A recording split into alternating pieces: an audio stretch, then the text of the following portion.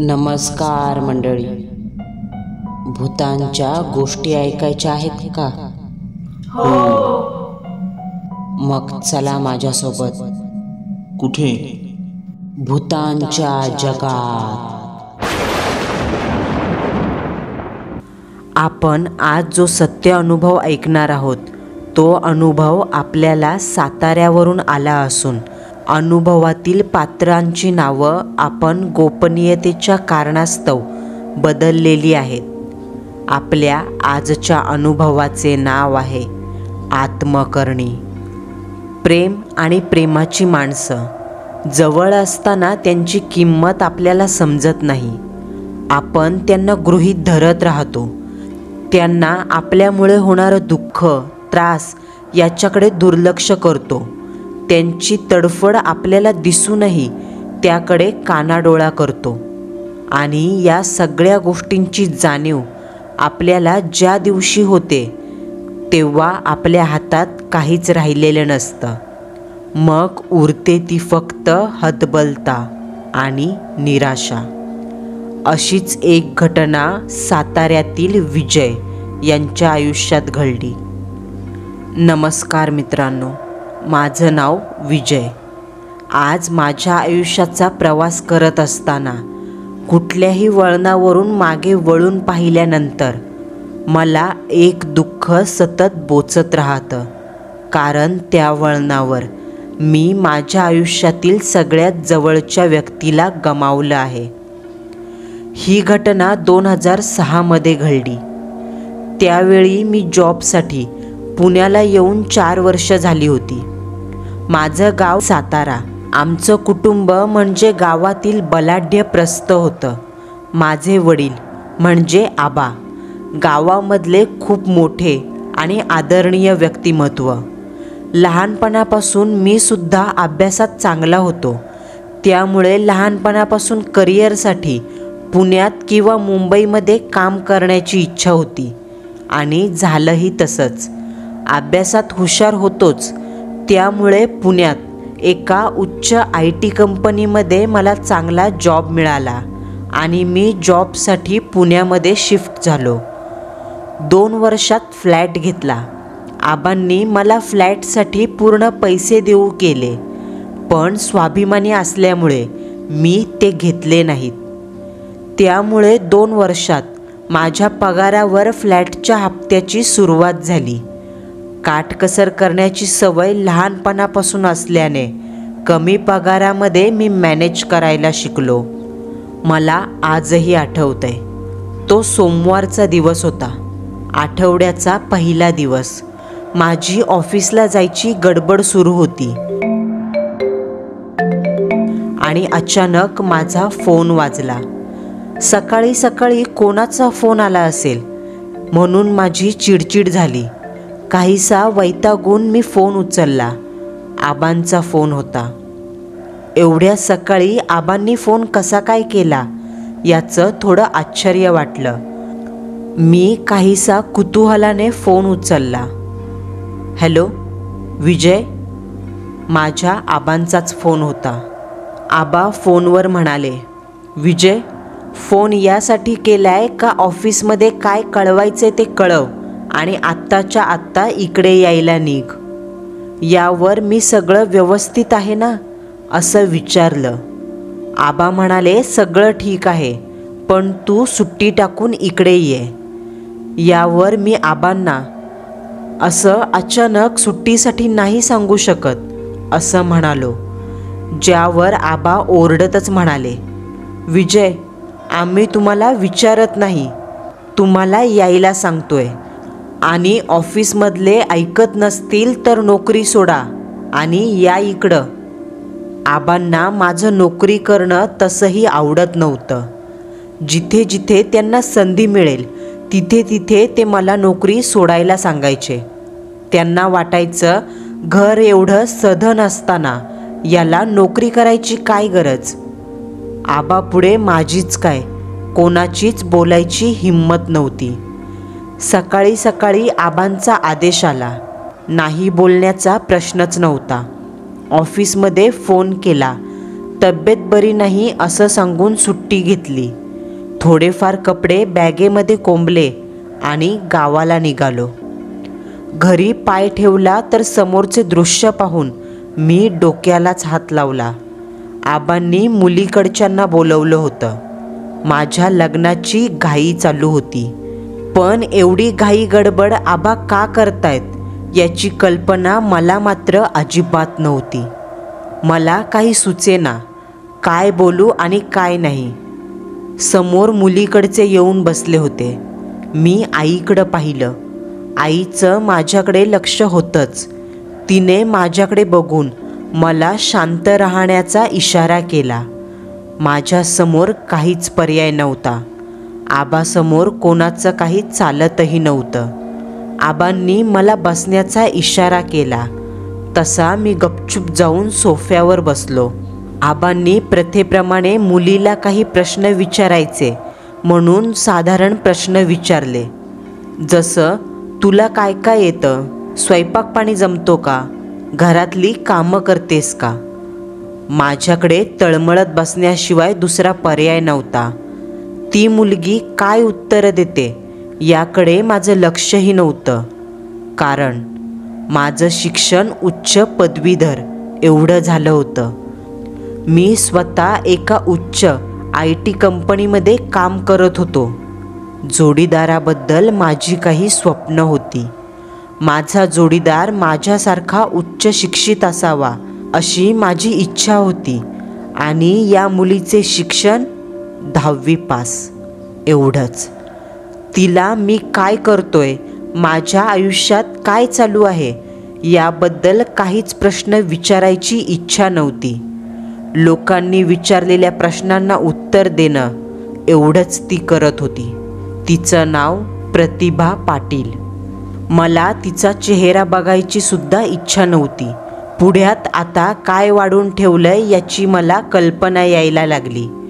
मुलीकडची गेल्यानंतर मी आबांशी बोलायचं ठरवलं. रात्रीची जेवणं उरकल्यावर मी आबांच्या खोलीत गेलो आणि आबांना मला तुमच्याशी काहीतरी बोलायचं आहे असं म्हणालो. आबांनी नजरेनेच काय असं विचारलं. मी सरळ म्हणालो, आबा, मला हे लग्न करायचं नाही. यावर आबा तडक म्हणाले, करायचं नाही? का करायचं नाही? आबा, मला मुलगी पसंत नाही. कारण तिचं शिक्षण खूप कमी आहे. मला माझा जोडीदार माझ्यासारखा उच्च शिक्षित असायला हवा असं वाटतं. आबा माझ्याकडे पाहत म्हणाले, उच्च शिक्षित म्हणजे तुमच्यासारखी थेरं करायला मोकळे? अजिबात नाही. जी मुलगी मी पसंत केली आहे तीच तुला मान्य करावी लागेल. कारण आमची निवड कधीच चुकायची नाही. पोरगी घरकामात तरबेज आहे. तुला अगदी सुखात ठेवेल. पण आबा, एकदा सांगितलं ना, हीच मुलगी तुझ्या आयुष्यात लग्न करून येईल. यावर मी निराश होऊन आईकडे पाहिलं. आईने माझ्या बाजूने बोलण्याचा प्रयत्न केला. मी काय म्हणते त्याला आयुष्य काढायचंय, जरा त्याचीही बाजू ऐकून घ्या. यावर आबा आईकडे रागाने पाहत, तुम्ही गप्प बसा. अशा गोष्टींमध्ये तुमचं मत कोणी विचारलंय का? हा निर्णय आमचा आहे आणि तो आम्ही व्यवस्थित विचार करून घेतलाय. विजयचं आयुष्य ही मुलगी सुखाचं करल असा आबांनी फरमान काढला. महिनाभरात आमचं लग्न झालं आणि आठवडाभराने मी प्रतिभाला घेऊन पुण्याला आलो. घरी आल्या आल्या प्रतिभाने घरकामाला हात घातला. मी एकटा राहत असल्यामुळे घराची स्वच्छता विशेषतः नव्हती. जिकडे तिकडे पसारा पडलेला असायचा. पण प्रतिभा आल्यापासून घरामध्ये साफसफाई आणि स्वच्छता सुरू झाली. घर स्वच्छ राहायला लागले. प्रतिभा दिसायला साधी पण कामाला एकदम तरबेज होती. घरकाम, स्वयंपाक या गोष्टीमध्ये तिचा हातखंडा होता. पण माझी खंत एकच, माझा जोडीदार उच्च शिक्षित आणि स्वतःच्या करिअरकडे लक्ष देणारा असावा. या गोष्टीशी प्रतिभाचा दूरपर्यंत संबंध नव्हता आणि हीच गोष्ट मला खटकत होती. त्या व्यतिरिक्त प्रतिभामध्ये दोष शोधूनही सापडत नव्हता. ती एक आदर्श गृहिणी होती, पण बायको म्हणून मला जशी हवी त्या मोजमापात प्रतिभा बसत नव्हती. प्रतिभा तशी शांत, फार बोलत नसे. आमच्या दोघांमध्ये संवाद व्हायचा नाही, फक्त कामापुरतं बोलणं एवढंच. मला काय हवं काय नको माझी सर्व कामे ती व्यवस्थित पार पडायची. पण आमच्यामध्ये एक अनामिक अंतर होतं आणि ते अंतर पार करून एकमेकांच्या जवळ जाण्याचा प्रयत्न आम्ही दोघांनीही केला नाही. वर आदर्श जोडपं वाटत असलं तरी मनाने आम्ही खूप लांब होतो. दिवसांमागे दिवस जात होते. साधारण 6-7 महिने आमच्या लग्नाला झाले आणि घरून नवीन फरमान आलं. आता पाळणा हालायला हवा. आमच्यासाठी ही खूप अवघड गोष्ट. लग्न झाल्यापासून नवरा बायको या नात्याने आम्ही कधीच एकमेकांच्या जवळ आलो नाही आणि त्यात बाळाच्या विचाराने आता आमची चांगलीच गडबड उडाली. मी थोडा विचार केला. आज ना उद्या बाळाचा विचार करणं भाग होतं. कितीही झालं तरी कुटुंब वाढवणं हा आयुष्याचा भाग आहे.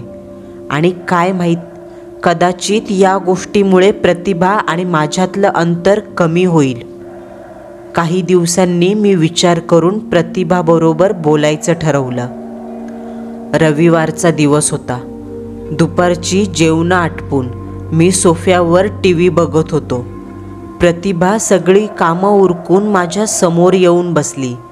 तिचं लक्ष TV कडे होतं. प्रतिभासोबत बोलायला ही योग्य वेळ आहे असं मला वाटलं. मी TV बंद केला आणि प्रतिभाशी बोलू लागलो. प्रतिभा, मला तुझ्याशी जरा बोलायचं आहे. मला माहिती आहे आपले लग्न होऊन जवळजवळ 7-8 महिने झालेत. नवरा बायको म्हणून आपण सगळी कर्तव्य पार पाडतोय, पण आपल्यामध्ये एक अंतर नेहमीच राखलेलं आहे. मनाने आपण दूर आहोतच आणि हे आपल्या दोघांसाठी सोपं नाही. पण हे आयुष्य आहे. कुठेतरी तडजोड करणं आपल्याला गरजेचं आहे. त्यामुळे मला असं वाटतंय का आता ती वेळ आली आहे. आपण आपल्यामधलं अंतर कमी करून एकमेकांना समजून घ्यायला हवं. प्रतिभा फक्त शांतपणे माझं बोलणं ऐकत होती. मी थांबून प्रतिभामध्ये काही बोलेल का याची वाट पाहत होतो, पण तिच्याकडून काहीच प्रतिक्रिया आली नाही. म्हणून मी पुढे म्हणालो, हे बघ प्रतिभा, मला वाटतं आपण एकमेकांशी मनमोकळेपणाने बोलायला हवं. आपण जास्त वेळ एकमेकांपासून दूर राहणं योग्य नाही. शरीरापेक्षा मनाने जवळ येणं जास्त गरजेचं आहे. प्रतिभा मान खाली करून हे सारं ऐकत होती, पण तिच्या चेहऱ्यावर विलक्षण करुणा दिसत होती आणि तिच्या डोळ्यात पाणी होतं. मी प्रतिभाला मी काही चुकीचं म्हणालो का असं विचारलं. त्यावर डोळ्यातलं पाणी पुसून प्रतिभा बोलू लागली. तुम्ही जे बोलताय ते सगळं मला पटतंय. मलाही आपल्यामधलं अंतर नकोय, पण मला माहिती आहे मी तुम्हाला अजिबात आवडत नाही. माझं शिक्षण कमी आहे, त्यामुळे तुमच्या मनात असलेली जोडीदाराची कल्पना ज्यामध्ये मी पुरेपूर उतरत नाही. माझ्या मनात काय आहे हे प्रतिभाला माहीत होते. माझ्यासाठी हा धक्का होता. प्रतिभा, मला माफ कर. मला माहिती आहे कुठल्याही तराजूमध्ये तुला तोलायचा हक्क मला नाही. व्यक्ती म्हणून तू खूप छान आहेस, पण माझ्या मनामध्ये काही पूर्वकल्पना असल्याने नकळत का होईना आपल्यामध्ये अंतर पडलं. आता माझ्याही डोळ्यामध्ये पाणी तरळलं. आम्हा दोघांना शब्दांची गरज नव्हती. काही क्षणांमध्ये आमच्यामधलं अंतर संपूर्ण विरून गेलं. आम्ही एकमेकांच्या घट्ट आलिंगनामध्ये अडकलो. आत्ता कुठे आमच्या नव्या जीवनाला सुरुवात झाली. नवदाम्पत्य म्हणून नवजीवन आम्ही आत्ता सुरू केलं आणि त्यासोबत सुरू झाला नियतीचा भयानक खेळ, ज्याची पुसटशी कल्पना मला नव्हती. साधारण 3-4 महिन्यानंतर प्रतिभाने मला गुड न्यूज दिली. माझा आनंद गगनात मावत नव्हता. मी खूप खुश होतो. प्रतिभासारखी समजूतदार बायको आणि आता आमचं कुटुंब पूर्ण करण्यासाठी आमचं बाळही या जगात येणार होतं. पण नियतीच्या मनात वेगळंच होतं. तो दिवस अजूनही मला लख्ख आठवतोय. सकाळचे साधारण 8:30-9 वाजले असतील. माझी ऑफिसला जाण्याची गडबड चालू होती आणि प्रतिभा ऑफिससाठी डबा तयार करण्यात किचनमध्ये गुंतली होती. अचानक मला प्रतिभाच्या किंचाळण्याचा आवाज आला. मी धावत किचनमध्ये गेलो. प्रतिभा बेशुद्ध अवस्थेत दिसली. मी घाबरून तिच्या चेहऱ्यावर थोडं पाणी शिंपडलं, पण काही केल्या प्रतिभा शुद्धीवर येईना. थोडा वेळ वाट पाहून मी ॲम्ब्युलन्सला फोन केला आणि प्रतिभाला हॉस्पिटलमध्ये ॲडमिट केलं. मला वाटलं प्रेग्नंट असल्यामुळे अशक्तपणा आला असेल, ज्यात ती बेशुद्ध पडली. डॉक्टरांनी सगळ्या टेस्ट केल्या. त्यांच्या सांगण्यानुसार प्रतिभाला काहीच झालं नव्हतं. ती अचानक बेशुद्ध कशी झाली याचं कारण त्यांनाही समजलं नाही.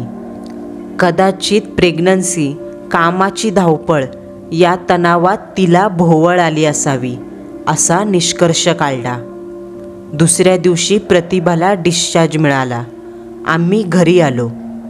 पण त्या दिवसापासून प्रतिभाचा चेहरा काळवंडला गेला. नेहमीसारखं तिच्या चेहऱ्यावर तेज दिसेना. आजारपणामुळे किंवा अशक्तपणामुळे असं झालं असं मला वाटायचं. 2-4 दिवस आराम केल्यावर प्रतिभा परत घरकामात लागली. पण प्रतिभामध्ये एक विलक्षण बदल मला जाणवायला लागला.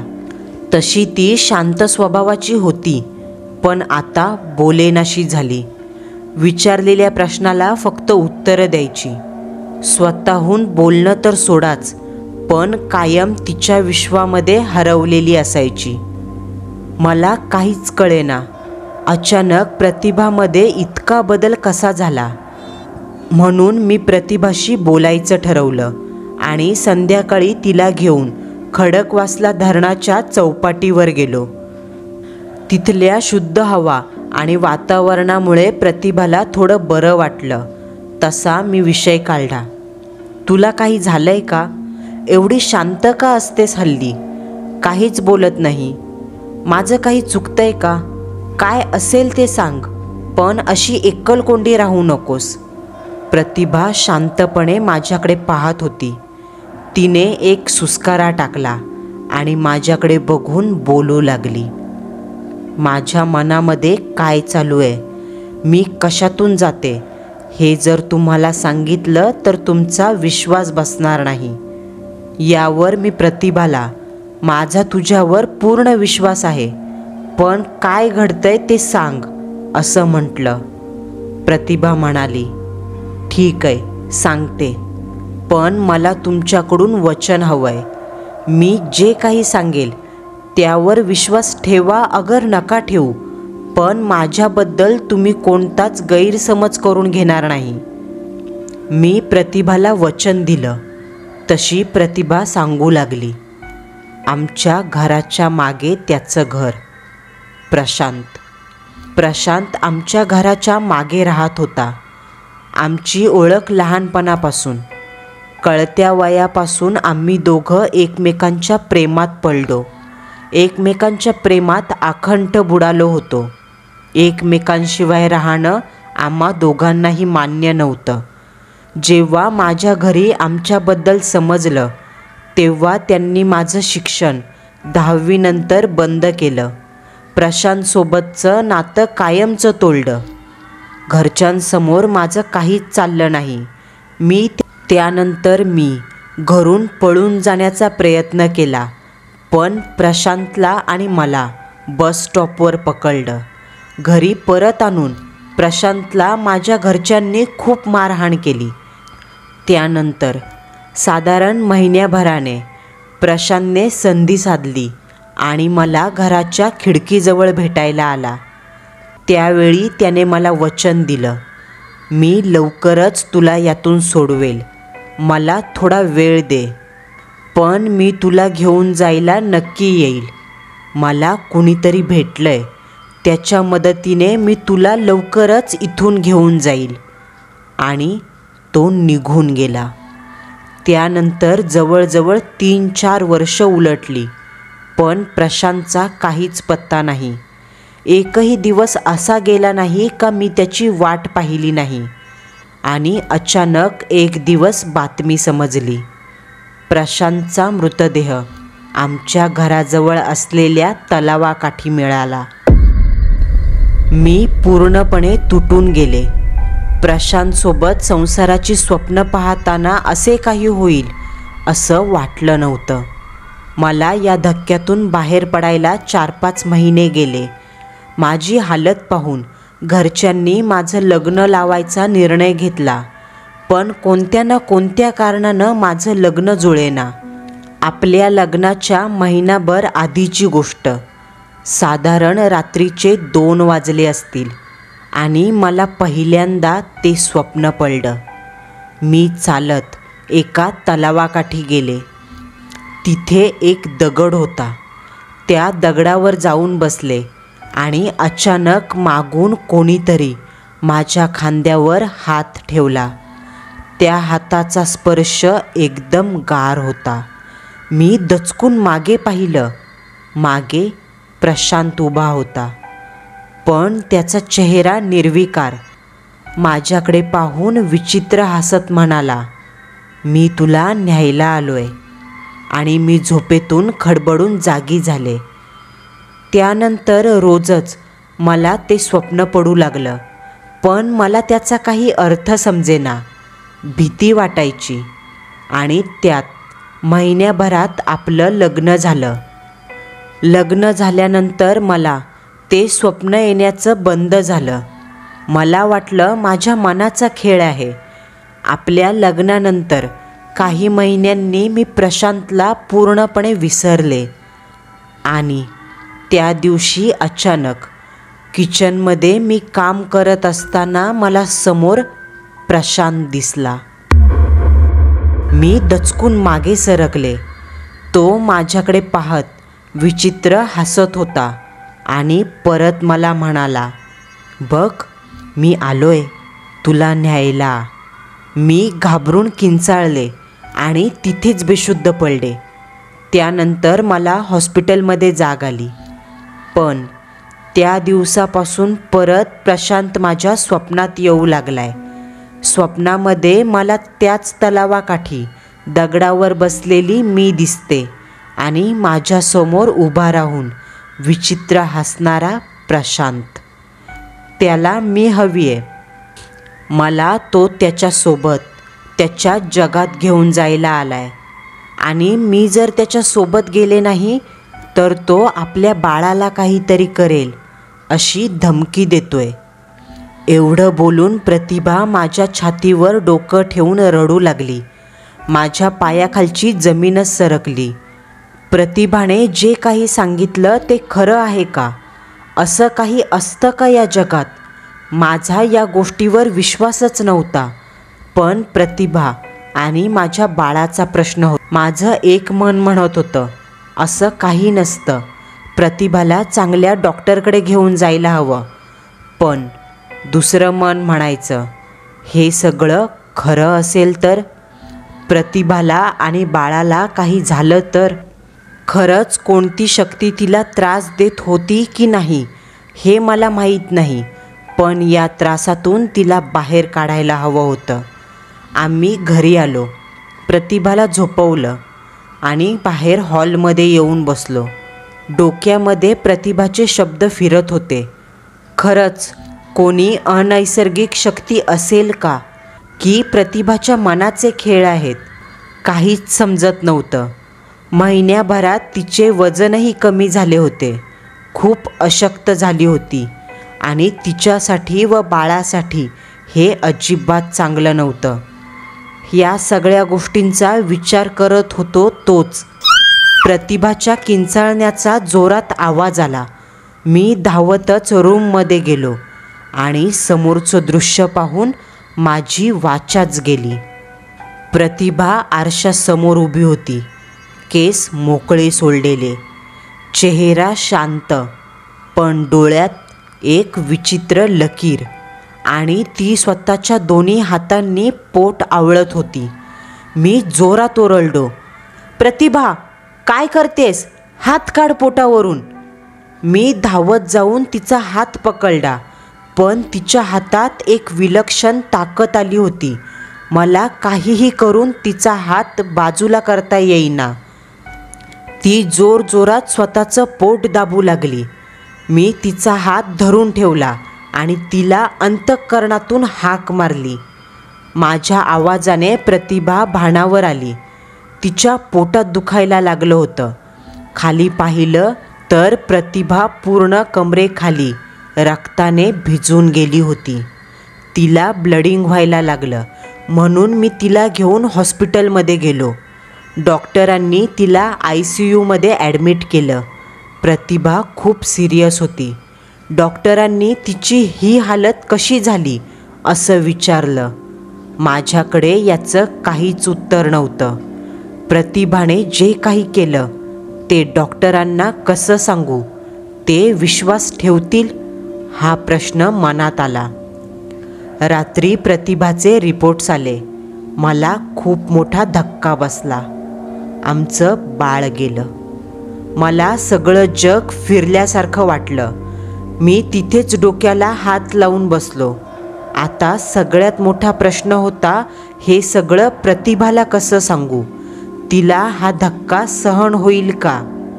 अखेरीस हिम्मत करून मी प्रतिभाजवळ गेलो आणि तिला आमच्या बाळाबद्दल सांगितलं. मला वाटलं प्रतिभाला धक्का बसेल, ती रडेल, पण प्रतिभा कमालीची शांत होती आणि एकटक माझ्याकडे पाहत होती.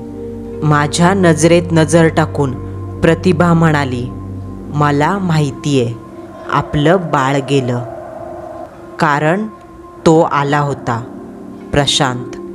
तो घेऊन गेलाय आपल्या बाळाला. त्याने मला धमकी दिली होती ना, तू जर माझ्यासोबत आली नाहीस तर तो आपल्या बाळाला घेऊन जाणार होता, आणि तो घेऊन गेला. मीच मारलं आपल्या बाळाला. माझ्यामुळं आपलं बाळ गेलं. प्रतिभा रडायला लागली. माझ्याही डोळ्यात पाणी आलं. आम्ही दोघंही रडत होतो. एव्हा गावावरून आई आली. आईने मला एवढं तुटलेलं कधीच पाहिलं नाही. प्रतिभाला आराम करायला सांगून आम्ही दोघेही बाहेर आलो. आईने मला जवळ घेतलं आणि काय झालंय हे विचारलं. मी सगळा प्रकार आईला सांगितला. आईला या विषयाचा गंभीरपणा लक्षात आला. तिने घाई केली. प्रतिभाला आणि मला गावाला यायला सांगितलं.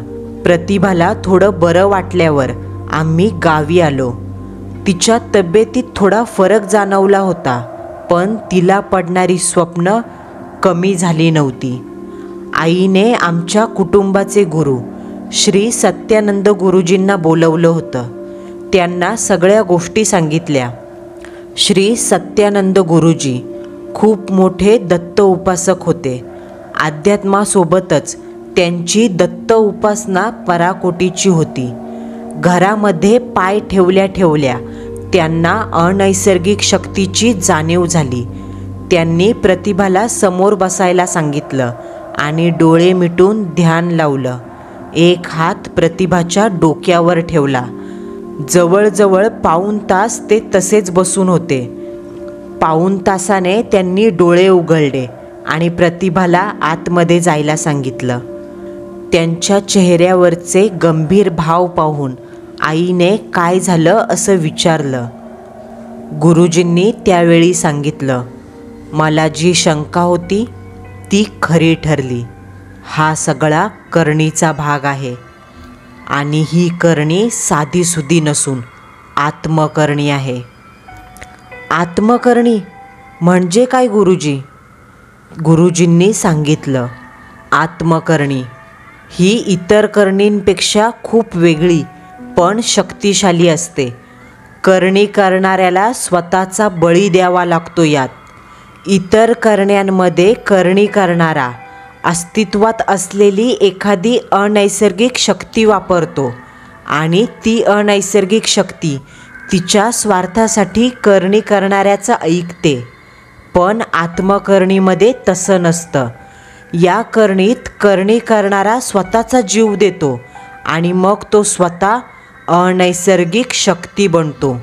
स्वतःचा बळी दिल्यामुळे करणी प्रसन्न होते आणि त्या अनैसर्गिक शक्तीला अमाप ताकद मिळते.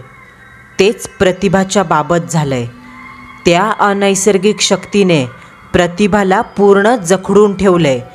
जोपर्यंत ती शक्ती प्रतिभाला घेऊन जात नाही तोपर्यंत ती शांत होणार नाही आणि त्या अनैसर्गिक शक्तीच्या वाटेत जो कोणी येईल त्याला ती संपवत जाईल. तुमचे बाळही त्यामुळेच गेले. मी न राहून गुरुजींना पण माझ्या बाळाचा यात काय दोष, ते तर जन्मालाही आलं नव्हतं, असं विचारलं. गुरुजी म्हणाले, बाळ जन्माला आलं असतं तर त्याच्या मोहात अडकून प्रतिभाने त्या शक्तीसोबत जायला नकार दिला असता आणि ही भीती त्या शक्तीला होती म्हणून त्याने बाळाचा घात केला. प्रतिभा खूप मोठ्या संकटात आहे. लवकरच ती शक्ती प्रतिभालाही तिच्या सोबत घेऊन जाणार. हे ऐकताच मी गुरुजींच्या समोर हात जोडले आणि काहीही करा पण माझ्या प्रतिभाला वाचवा असं म्हणालो. गुरुजींनी थोडा विचार केला आणि म्हणाले, प्रतिभाला वाचवायचं असेल तर आपल्याला आत्मबळी हा विधी करावा लागेल. आत्मकरणीची तोड ही आत्मबळी आहे.